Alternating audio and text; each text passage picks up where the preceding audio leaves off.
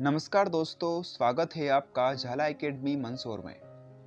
बाल विकास एवं शिक्षा शास्त्र के अंतर्गत आज हम अभिप्रेरणा के सिद्धांतों को लेकर के चर्चा करने वाले हैं।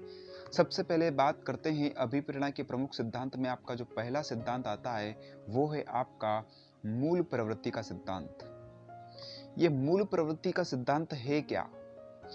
पहले तो ये समझिए कि मूल प्रवृत्ति क्या होती है। मूल प्रवृत्ति का यदि हम बात करें तो मूल का मतलब होता है जन्मजात, यानी कि मूल का मतलब होता है जन्मजात और प्रवृत्ति का मतलब होता है काम, यानी कि ऐसा काम जो क्या है जन्मजात है वो आपकी क्या कहलाती है? मूल प्रवृत्ति कहलाती है। अब इस सिद्धांत में क्या कहा गया जरा इसको समझिए। इस सिद्धांत का प्रतिपादन मनोवैज्ञानिक विलियम मैकडूगल के द्वारा इस सिद्धांत का प्रतिपादन किया गया और इस सिद्धांत के अनुसार मनुष्य का प्रत्येक व्यवहार उसकी मूल प्रवृत्तियों द्वारा संचालित होता है। इसका मतलब क्या है? यानी कि जो व्यक्ति अपना जो व्यवहार प्रदर्शित करता है वो व्यवहार उसकी मूल प्रवृत्तियों के द्वारा संचालित होता है। उसकी मूल प्रवृत्तियों के पीछे छिपे संवेग ही अभिप्रेरकों का कार्य करते हैं। यानी कि जो ये मूल प्रवृत्तियां है, ये मूल प्रवृत्ति आती कहां से है? मूल प्रवृत्ति संवेग से पैदा होती है। मूल प्रवृत्ति किससे पैदा होती है? संवेग से पैदा होती है। सबसे पहले तो आपको ये भी पता होना चाहिए कि मूल प्रवृत्ति क्या होती है, साथ ही साथ आपको ये पता होना चाहिए कि संवेग क्या होता है, और साथ ही साथ आपको ये भी पता होना चाहिए कि संवेग का जन्म कैसे होता है। आगे चर्चा करते हैं। मूल प्रवृत्तियां नष्ट नहीं होती, इनमें संशोधन होता है। मूल प्रवृत्तियां कभी भी नष्ट नहीं हो सकती, उनमें हम थोड़ा बहुत कुछ परिवर्तन कर सकते हैं, लेकिन उनको हम नष्ट नहीं कर सकते। मूल प्रवृत्ति जो होती है उसका डायरेक्शन चेंज किया जा सकता है, लेकिन उसको खत्म नहीं किया जा सकता, उसको नष्ट नहीं किया जा सकता। अगली विशेषता, मूल प्रवृत्तियां तथा आदतों में भिन्नता पाई जाती है। दोनों ही अलग अलग होती है। मूल प्रवृत्ति अलग है, आदत अलग है। क्यों? क्योंकि मूल प्रवृत्ति को कुछ हद तक परिवर्तित किया जा सकता है, लेकिन आदत को पूर्णतः आप नष्ट कर सकते हो। यदि कोई आपकी बुरी आदत है तो धीरे धीरे उसमें विभिन्न प्रकार के प्रयासों के द्वारा उस आदत में सुधार किया जा सकता है। यानी कि उस आदत को हम क्या कर सकते हैं? नष्ट कर सकते हैं, लेकिन मूल प्रवृत्ति को कभी भी नष्ट नहीं कर सकते। अगली विशेषता है सार्वभौमिक होती है। मूल प्रवृत्ति सार्वभौमिक होती है। इसका मतलब ये है कि प्राणी जिस जगत में रहता है, प्रत्येक प्राणी में मूल प्रवृत्तियां पाई जाती है। मूल प्रवृत्तियां क्या है? सार्वभौमिक है, यानी कि हर व्यक्ति के अंदर क्या पाई जाती है? मूल प्रवृत्ति पाई जाती है। अगला है आपका मूल प्रवृत्तियों की अभिव्यक्ति के लिए किसी प्रशिक्षण की आवश्यकता नहीं पड़ती। बहुत अच्छी बात लिखी है। क्यों? क्योंकि मूल प्रवृत्ति होती क्या है? ये जन्मजात होती है, तो यहाँ पर प्रशिक्षण की आवश्यकता नहीं पड़ती आपको कि आपको कोई डर लग रहा है तो उसको डर को सिखाना पड़ता है। नहीं, वो अपने आप ही आपके अंदर पैदा होता है। क्यों? क्योंकि वो मूल प्रवृत्ति डर से ही पैदा होती है। देखो, डर क्या है? आपका संवेग है, और उस संवेग के कारण आपका उस जगह से भाग जाना जहां पर वो डर वाली वस्तु है। तो जब आप वहां से भाग जाते हो, पलायन कर जाते हो, तो ये मूल प्रवृत्ति कैसे पैदा हुई? ये उस संवेग के कारण पैदा हुई जो आपके पास क्या है? जन्मजात है। इसलिए ये क्या है? आपकी मूल प्रवृत्तियां अभिव्यक्ति के लिए प्रशिक्षण की आवश्यकता नहीं पड़ती। प्रत्येक मूल प्रवृत्ति किसी लक्ष्य की ओर प्रेरित करती है। बिल्कुल सही बात है। प्रत्येक मूल प्रवृत्ति किसी लक्ष्य की ओर प्रेरित करती है। आपको भूख लग रही है तो आपका लक्ष्य हो जाएगा कि मुझे क्या चाहिए? भोजन चाहिए। आपको डर लग रहा है, आपको भय लग रहा है, आपके अंदर डर है, आपको आवश्यकता है कि मुझे इस व्यक्ति से या इस कुत्ते से बचना है। आपका लक्ष्य क्या है? कि मुझे अपनी शारीरिक सुरक्षा करना है। यानी कि आपके लक्ष्य की ओर प्रेरित करती है कौन? आपकी मूल प्रवृत्तियां। मूल प्रवृत्ति की बात करें तो मूल प्रवृत्ति के 3 पहलू होते हैं। वो 3 पहलू कौन कौन से होते हैं? सबसे पहला पहलू है आपका ज्ञानात्मक। ये ज्ञानात्मक क्या होता है? ज्ञानात्मक का मतलब होता है किसी वस्तु या स्थिति का ज्ञान होना। ज्ञानात्मक का मतलब क्या होता है? ज्ञानात्मक का मतलब होता है कि किसी वस्तु के बारे में यदि आपको जानकारी है तो वो आपका ज्ञानात्मक पक्ष है। यानी कि मूल प्रवृत्ति की यदि बात करें तो यहाँ पर 3 पहलू बता सकते हैं। एक, सबसे पहले आपको उस चीज का क्या होता है? ज्ञान होता है।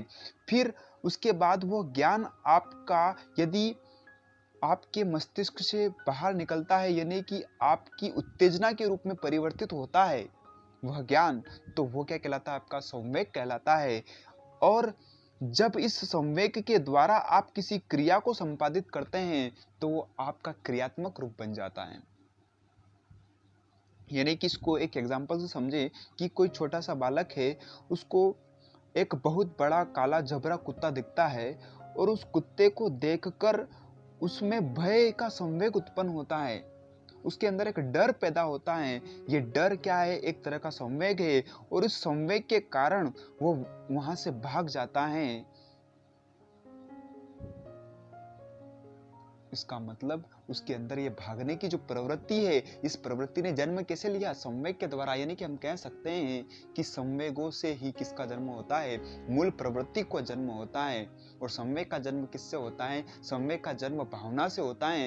यानी कि आपके मस्तिष्क के अंदर यदि कोई विचार है तो जब तक वो विचार आपके मस्तिष्क में है तब तक वो भावना का काम करता है, यानी कि तब तक हम उसको भावना ही कहते हैं। और जब वो विचार आपके मस्तिष्क से बाहर निकल जाता है, आपकी उत्तेजना के रूप में वो बाहर आ जाता है, तब उसको हम संवेग कहते हैं। और जब ये संवेग के द्वारा आप कोई क्रिया करते हो तो वो क्रिया आपकी क्या कहलाती है? मूल प्रवृत्ति कहलाती है। यानी कि आपके अंदर डर आया, भय आया और भय के कारण आप वहां से पलायन कर गए, तो ये पलायन यानी कि भाग जाना, ये आपकी क्या है? मूल प्रवृत्ति है। देखते हैं मैकडूगल ने जो कुल मूल प्रवृत्तियां बताई है, कुल 14 प्रकार की मूल प्रवृत्तियां बताई है। और वो कहते हैं कि इन 14 प्रकार की मूल प्रवृत्तियां संवेग से संबंधित है। यानी कि ये जब तक 14 प्रकार के संवेग पैदा होते हैं तभी तभी ये मूल प्रवृत्तियां पैदा होती है। यानी कि ये मूल प्रवृत्तियां होती तो जन्मजात है, लेकिन कार्य कैसे करती? आइए समझते हैं। सबसे पहले देखते हैं पहली मूल प्रवृत्ति बताई है उन्होंने, वो क्या है? पलायन। ये पलायन मूल प्रवृत्ति कब पैदा होती है? जब व्यक्ति के अंदर भय आता है। भय मतलब क्या? डर। उसके अंदर जब डर आता है तो क्या करता है? वो वहां से भाग जाता है। जैसे उसने शेर को देखा, देखते ही उसको डर लगा, भय लगा, वहां से भागने लग जाएगा, वो पलायन कर जाएगा और ऐसा भागेगा बिल्कुल गायब भी हो जाएगा। मतलब क्या है? भय। जैसे ही भय आया उसने क्या कर लिया? पलायन कर लिया। यानी कि ये उसकी क्या है? मूल प्रवृत्ति है। क्रोध। क्रोध का मतलब गुस्सा आना। जैसे ही आदमी को क्रोध आता है वो क्या करता है? युयुत्सा का मतलब करना, युद्ध प्रीता। युयुत्सा का मतलब युयुत्सा है। युयुत्सा का मतलब होता है कि युद्ध प्रिय, जो व्यक्ति क्या हो? युद्ध प्रिय हो, है ना। यानी कि वो लड़ना कब चालू कर देता है? जब उसको कब क्या आता है? क्रोध आता है। जब उसको क्रोध आता है, गुस्सा आता है, तो वो लड़ना चालू कर देता है। अगला संवेग या प्रवृत्ति है आपकी मूल प्रवृत्ति है निवृत्ति। निवृत्ति का मतलब होता है नापसंद, जिसको आप पसंद नहीं करते। कब आप उसको पसंद नहीं करते? जब आप उस व्यक्ति से घृणा करते हो। जब आप उस व्यक्ति से घृणा करते हो तब आप उस व्यक्ति को क्या करते हो? नापसंद करने लग जाते हो। ये घृणा क्या है? ये संवेग है। और संवेग के द्वारा क्या पैदा हुई? निवृत्ति। निवृत्ति का मतलब होता है नापसंद, जो आपको पसंद नहीं है, अप्रिय है जो। अगला है आपका शिशु रक्षा। शिशु रक्षा का मतलब ये प्रवृत्ति कब आती है? जब आपके अंदर वात्सल्य पैदा होता है, जब आपके अंदर वात्सल्य रस या आपके अंदर एक उत्तेजना पैदा होती है वात्सल्य की, यानी कि ये एक प्रकार का संवेग है। जब आपके अंदर वात्सल्य संवेग पैदा होता है तभी आपके मन में शिशु रक्षा की भावना पैदा होती है। यानी कि ये प्रवृत्ति कब पैदा होती है? वात्सल्य संवेग के द्वारा। अगली है आपकी प्रवृत्ति संवेदना। संवेदना का मतलब देखिए ये कब पैदा होती है संवेदना, ये जो मूल प्रवृत्ति है ये कब पैदा होती है? जब आप किसी कष्ट में होते हैं, यानी कि आपके अंदर एक उत्तेजना आती है कि आपको कष्ट हो रहा है, तब आपके अंदर संवेदना उत्पन्न होती है। यानी कि जब आप कष्ट में होते हैं तब आपके अंदर जो मूल प्रवृत्ति पैदा होती है वो क्या होती है? संवेदना होती है।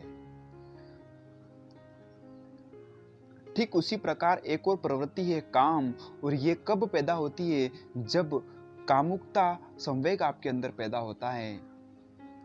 अगली प्रवृत्ति है आपकी जिज्ञासा। जिज्ञासा कब आती है? जब आप किसी चीज को देख कर के आश्चर्य रह जाते हैं, और ये संवेग जब आपके अंदर पैदा होता है तो आपके मन में उस चीज को जानने की जिज्ञासा पैदा होती है। यानी कि ये जिज्ञासा प्रवृत्ति कब पैदा होती है? जब आप किसी वस्तु को देखकर, किसी विषय वस्तु को देखकर आश्चर्य हो जाते हैं, किसी घटना को देख करके आश्चर्य हो जाते हैं, तब क्या चाहते हो आप चाहते हो कि उसके बारे में जानना चाहते हो, आपके अंदर जिज्ञासा पैदा हो जाती है। अगली प्रवृत्ति है आत्महीनता। यानी कि आत्महीनता कब पैदा होती है? जब अधीनता की भावना का जन्म होता है। अधीनता की भावना यानी कि आप किसी के अधीन हो जाते हैं, ऐसा आपके अंदर संवेग पैदा होता है, तब आप अपने आप को आत्महीन मानने लग जाते हो। आपके अंदर आत्महीनता आने लग जाती है। ये अधीनता की भावना के कारण उत्पन्न मूल प्रवृत्ति है। अगला है आपका श्रेष्ठता की भावना। श्रेष्ठता की भावना जब व्यक्ति में पैदा होती है तो वो आत्म प्रदर्शन करने की भावना, यानी कि आत्म प्रदर्शन करना चाहता है, ये उसकी मूल प्रवृत्ति है। जब जब वो व्यक्ति को श्रेष्ठ भावना उसके अंदर से पैदा होती है तो वो अपने आप का क्या करता है? आत्म प्रदर्शन करने लगता है। ये उसकी क्या है? मूल प्रवृत्ति है। एकाकीपन, जब जब व्यक्ति अकेला होता है, जब जब उसे अकेलापन महसूस होता है तो वो व्यक्ति चाहता है, वो समूह में जाना चाहता है, उसके अंदर समूह की भावना उत्पन्न होती है कि मुझे कहाँ जाना चाहिए, सामूहिक होना चाहिए। यानी कि ये कौन सी प्रवृत्ति है? ये उसकी मूल प्रवृत्ति है। जैसे आपको भूख लगी, आपके अंदर, आपके पेट के अंदर चूहे दौड़ रहे हैं, भूख लग रही है, उत्तेजना बढ़ती जा रही है, यानी कि आपको क्या चाहिए? भोजन चाहिए। आप भोजन प्राप्त करना चाहते हैं, आप भोजन अन्वेषण करना चाहते हैं। इसका मतलब कि आपके अंदर ये प्रवृत्ति उत्पन्न हो गई है। किसके कारण? भूख के कारण। अधिकार की भावना, जिस दिन आपके अंदर अधिकार की भावना जन्म लेती है और वो आपकी उत्तेजना के रूप में बाहर आती है, तब आप क्या कर देते हो? धन का संग्रह, यानी कि संचय करना प्रारंभ कर देते हैं, या संग्रह करना प्रारंभ कर देते हैं, इकट्ठा करना शुरू कर देते हैं। यानी कि संचय करना, ये भी क्या है? आपकी मूल प्रवृत्ति है। अगला है रचना का आनंद। जब आप किसी रचना के आनंद में डूब जाते हो, उत्तेजित हो जाते हो उस आनंद से, तब आपको रचना करने का मन करता है, तब आप किसी चीज की रचना कर देते हो। तो ये आपकी कौन सी प्रवृत्ति है? रचनात्मक प्रवृत्ति है। ये आपकी क्या है? मूल प्रवृत्ति है। जब व्यक्ति आनंदित होता है, रोमांचित होता है, तब उसके अंदर नई रचना करने की प्रवृत्ति पैदा होती है, और इसी को हम क्या कहते हैं? ये आपकी क्या है? मूल प्रवृत्ति है। आमोद, आमोद का मतलब आनंद। जब आप अंदर से खुश होते हैं और वो खुशी पूरी झंझनाहट के साथ आपको उत्साह प्रदान करती है, तब आप क्या करते हो? खुश होते हो, हास्य यानी खुश हो जाते हो, हंसने लग जाते हो, जब आप आनंद से प्रफुल्लित हो जाते हो। ये आपके 14 प्रकार के संवेग थे। उम्मीद करता हूँ ये संवेग समझ में आए होंगे, क्योंकि यहाँ से दोस्तों इस प्रकार से प्रश्न आते हैं कि ये प्रवृत्ति, आपको कुछ ऑप्शन दे दिए जाएंगे, 4 ऑप्शन दे दिए जाएंगे, उसमें कहेगा कि 3 तो आपको बिल्कुल सही मूल प्रवृत्ति लिखी होगी और 3 सही संवेग लिखे होंगे उनके सामने, और एक ऑप्शन ऐसा होगा जिसमें मूल प्रवृत्ति कुछ और लिखी होगी और उसका समय कुछ और लिखा होगा। तो आपको ऐसा ऑप्शन ढूंढना होगा कि इसमें से गलत ऑप्शन कौन सा है। इस प्रकार से प्रश्न आपके पूछे जाते हैं परीक्षा में। तो ध्यान रखिएगा, थोड़ा सा इसको एक बार और वीडियो को देख लीजिए ताकि आपको अच्छे से समझ में आ जाए। अगला सिद्धांत आपका मनोविश्लेषणात्मक सिद्धांत। ये क्या कहता है? इसका प्रतिपादन किसने किया? मनोवैज्ञानिक फ्रायड ने किया। मनोविश्लेषणात्मक सिद्धांत क्या कहता है, जरा आइए समझते इसको। इस सिद्धांत के अनुसार मनुष्य के व्यवहार को प्रभावित करने वाले अभिप्रेरणा के दो मूल कारक होते हैं। एक होता है मूल प्रवृत्ति और एक होता है अचेतन मन। यानी कि जो आपकी मोटिवेशन है, जो आपकी अभिप्रेरणा है, उसको दो चीजें प्रभावित करती हैं, दो कारक प्रभावित करते हैं। एक है आपका मूल प्रवृत्ति, यानी कि अभी हम उसके बारे में पढ़ चुके हैं, जो क्या है, जन्मजात है। और एक और होता है आपका कारक अचेतन मन। अचेतन मन क्या होता है? अचेतन मन का मतलब कि हमारे मस्तिष्क जो है, मस्तिष्क को ही हम मनोविज्ञान की भाषा में क्या कहते हैं, मन। और ये मन कितने प्रकार का होता है? ये तीन प्रकार का होता है। एक होता है अचेतन मन, अचेतन मन, और एक होता है अर्धचेतन मन, और एक होता है चेतन मन। जो 10% भाग है वो हमारा चेतन मन होता है, और जो 90% भाग है वो हमारा अचेतन मन होता है। और अर्धचेतन मन में तो ऐसा होता है कि कुछ याद है कुछ नहीं है, इस प्रकार से अर्धचेतन मन होता है। तो मनोविश्लेषणात्मक सिद्धांत कहता क्या है? वो ये कहता है कि आपकी अभिप्रेरणा को जो प्रभावित करता है वो कौन करता है? अचेतन मन प्रभावित करता है। यह मनोविश्लेषणात्मक सिद्धांत कहता है।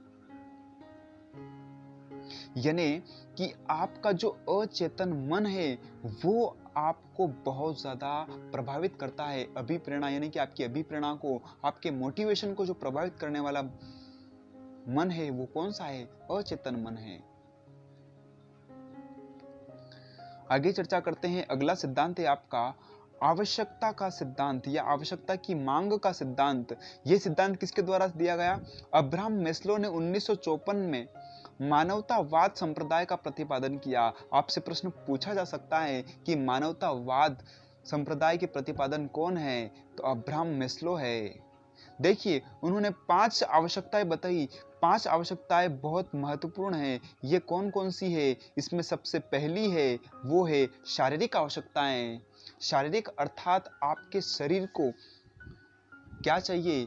भूख यानी कि भोजन चाहिए, नींद चाहिए, प्यास यानी पानी चाहिए। ये सभी क्या है? आपकी शारीरिक आवश्यकताएं हैं। शारीरिक सुरक्षा की मांग। फिर दूसरी क्या आती है? सुरक्षा की मांग, यानी कि आपका शरीर है तो उसकी सुरक्षा भी होना चाहिए। यानी कि घर परिवार चाहिए, आपको घर चाहिए, घर की इच्छा, कपड़े की इच्छा, ये क्या है? आपकी सुरक्षा की मांग है।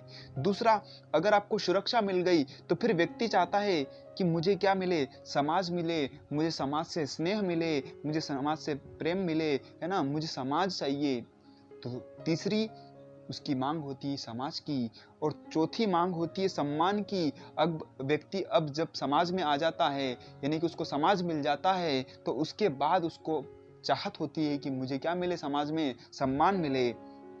अब व्यक्ति को सम्मान भी मिल जाता है तो उसके बाद उसकी अंतिम मांग होती है कि अब मेरा मिलन, मेरी आत्मा का मिलन परमात्मा से हो जाए। यानी कि वो क्या चाहता है? लास्ट स्टेज में आत्म सिद्धि चाहता है।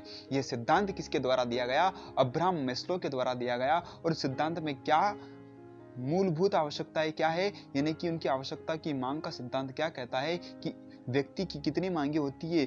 मूल रूप से 5 मांगे होती है। एक होती है शारीरिक मांग, यानी कि आपको भूख प्यास नींद की आवश्यकता है, यानी कि ये कौन सी मांगे है आपकी? शारीरिक। सुरक्षा की मांगे, आपको घर चाहिए, घर परिवार चाहिए, कपड़ा चाहिए, ये क्या है? आपकी सुरक्षा की मांग। समाज, आपको समाज की मांग करते हो कि मुझे एक ऐसा समाज चाहिए जिसमें मैं विभिन्न प्रकार की परंपराओं का निर्वहन कर सकूं। आपको चाहिए सम्मान, मुझे क्या चाहिए? इस समाज में सम्मान चाहिए। उसके बाद व्यक्ति को लास्ट स्टेज में क्या चाहिए कि अब मेरा जो मिलन है वो किससे हो जाए? परमात्मा से हो जाए। तो ये आपको सिद्धांत ध्यान रखना है अब्राहम मैस्लो का। अगली बात करते हैं हम अंतर्नोद के सिद्धांत की। तो अंतर्नोद का सिद्धांत क्या कहता है दोस्तों? अंतर्नोद के सिद्धांत की बात करें तो ये सिद्धांत दिया किसने? ये मनोवैज्ञानिक हल के द्वारा दिया गया। इस सिद्धांत के अनुसार मनुष्य की शारीरिक आवश्यकताएं मनुष्य के कम तनाव पैदा करती है। कम तनाव का मतलब यहाँ पर यह है कि जब आपको किसी चीज की आवश्यकता होती है तो ये आवश्यकताएं, यानी कि आपके पास जिस तत्व की कमी है या जिस चीज की कमी है, वो आपके मस्तिष्क में एक तनाव पैदा करती है और ये तनाव की स्थिति क्या कहलाती है आपकी? इसी को मनोवैज्ञानिक की भाषा में अंतर्नोद कहते हैं। और ये अंतर्नोद या चालक तब तक रहता है जब तक कि आप अपने लक्ष्य को प्राप्त नहीं कर लेते। इसलिए ये जो अंतर्नोद है या ये जो चालक है, ये चालक आपको क्रियाशील रखता है आपके लक्ष्य को प्राप्त करने के लिए। जब तक आप अपने लक्ष्य को प्राप्त नहीं कर लेते तब तक ये आपको क्रियाशील रखता है। इसलिए ये अंतर्नोद आपकी अभिप्रेरणा में, आपके मोटिवेशन में बहुत प्रभावित करता है, बहुत महत्वपूर्ण भूमिका निभाता है। यानी कि ये चालक ही होता है जो आपको अपने लक्ष्य तक ले जाता है। अगला सिद्धांत है आपका प्रोत्साहन का सिद्धांत। प्रोत्साहन का सिद्धांत क्या कहता है? इस सिद्धांत का प्रतिपादन बॉल्स एंड कॉफमैन ने किया है। नाम ध्यान रखिएगा, बॉल्स एंड कॉफमैन ने इस सिद्धांत का प्रतिपादन किया है। वो कहते हैं कि इस सिद्धांत के अनुसार मनुष्य अपने पर्यावरण में स्थित वस्तु, स्थिति अथवा क्रिया को प्रभावित होकर क्रिया करता है। इसके अनुसार प्रोत्साहन दो प्रकार के होते हैं। सबसे पहले प्रोत्साहन होता क्या है? प्रोत्साहन की बात करें तो आपका लक्ष्य क्या है? आपको भूख लग रही है, आपका लक्ष्य भोजन है। आपको प्यास लग रही है, आपका लक्ष्य पानी है। इसी प्रकार आपको जिस चीज की आवश्यकता है, अंदर से जब आप अपने आप से पूछते हो कि मुझे क्या चाहिए, मैं अपनी जिंदगी से क्या चाहता हूँ, और आपके अंदर से कुछ चीजें निकल के आती है, और जब आप उन चीजों को अचीवमेंट करने के लिए अपने प्राणों से तैयार हो जाते हैं, तो आप अपने लक्ष्य की ओर अग्रसर होते हैं। यानी कि वही आपका उद्दीपक होता है, वही आपका प्रोत्साहन होता है, वही आपका लक्ष्य होता है। और ये लक्ष्य दो प्रकार के होते हैं, ये प्रोत्साहन दो प्रकार के होते हैं। एक होता है धनात्मक प्रोत्साहन, एक होता है ऋणात्मक प्रोत्साहन। सबसे पहले बात करते हैं धनात्मक प्रोत्साहन की। तो धनात्मक प्रोत्साहन की बात करें तो धनात्मक प्रोत्साहन क्या होता है? जैसे भोजन और पानी। अगर हम बात करें भोजन की,